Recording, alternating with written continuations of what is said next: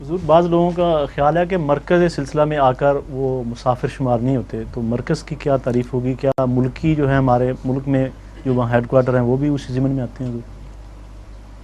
اول تو مرکز کے اندر شمار نہیں ہوں گے، یہ بھی تو بحث طلب بات ہے۔ جی بعض لوگ مرکز میں پہنچتے ہیں اور اس کے باوجود وہ مسافر حالت میں ہیں، اور وہ اگر وہ فیصلہ کریں کہ ہم نے قصر کرنی ہے تو کوئی ان کو روک نہیں سکتا۔ اور بعض لوگ مرکز میں آ کر اپنے وجود کو مرکز کا ایسا حصہ سمجھنے لگ جاتے ہیں جیسے اپنے گھر میں ہوں، تو ان کی قلبی کیفیت ان کو مجبور کر دیتی ہے کہ وہ نمازیں پوری پڑھیں۔ تو یہ وہ مقامات ہیں جہاں کوئی خطی سطر لکیر کھینچ کر ایک کو درست اور دوسرے کو غلط نہیں کہا جا سکتا۔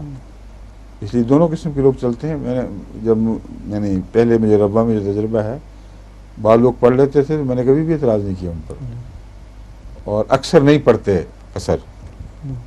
اور دوسرے کہ امام چونکہ مقامی ہے اور ہر امام مقامی ہے اور باجماعت نماز کا حکم ہے، اس لیے مسئلہ ہی شاذ کے طور پر اٹھتا ہے۔ جی انفرادی طور پر اگر کوئی قصر کر لے تو کوئی نقصان نہیں ہے، سمجھ گئے؟ جی حضور اس لیے اگر وہ مرکز جو خلافت کے یعنی جماعت احمدیہ کا مرکز کے لیے دوسرے کے مقابلے میں دوسرے ہیڈ کوارٹرز میرا مطلب ہے، جی اگر خلیفہ وہاں نہ ہو تو مرکز نہیں ہے، وہ ہیڈ کوارٹر ہے۔